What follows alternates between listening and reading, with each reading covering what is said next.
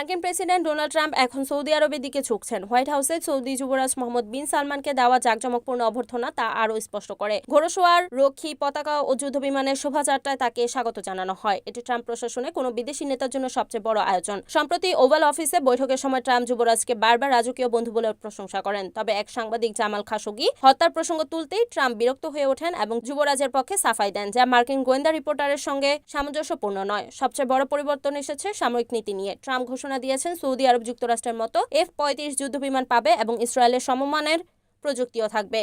বহুদিন ধরে মধ্যপ্রাচ্যে ইসরায়েলকে সেরা অস্ত্র অগ্রাধিকার দিয়ে আসা মার্কিন নীতি এই সিদ্ধান্তে ভেঙে গেছে। এ ঘোষণায় ইসরায়েল বেজায় অসন্তুষ্ট। বিশেষজ্ঞরা বলেছেন 1930-এর দশকে সৌদি তেল ক্ষেত্র নিয়ে যুক্তরাষ্ট্রের সঙ্গে যে গভীর সম্পর্ক গড়ে উঠেছিল, AI যুগেও তার পুনরাবৃত্তি ঘটতে পারে। সাম্প্রতিক আরও কিছু পদক্ষেপ থেকে বিশ্লেষকরা মনে করছেন ট্রাম্প প্রশাসন ইসরায়েল কেন্দ্রিক নীতি থেকে সাময়িকভাবে সরে যাচ্ছে। জাতিসংঘে ফিলিস্তিন রাষ্ট্রের সম্ভাবনা রাখা, সিরিয়ার ওপর নিষেধাজ্ঞা শিথিল করা এবং মধ্যপ্রাচ্য সফরে ইসরায়েল বাদ দিয়ে সৌদি UAE সফর, সবকিছুতেই ট্রাম্প এখন সৌদি সমর্থন আদায়কে বেশি গুরুত্ব দিচ্ছেন। Desk news, ANN TV।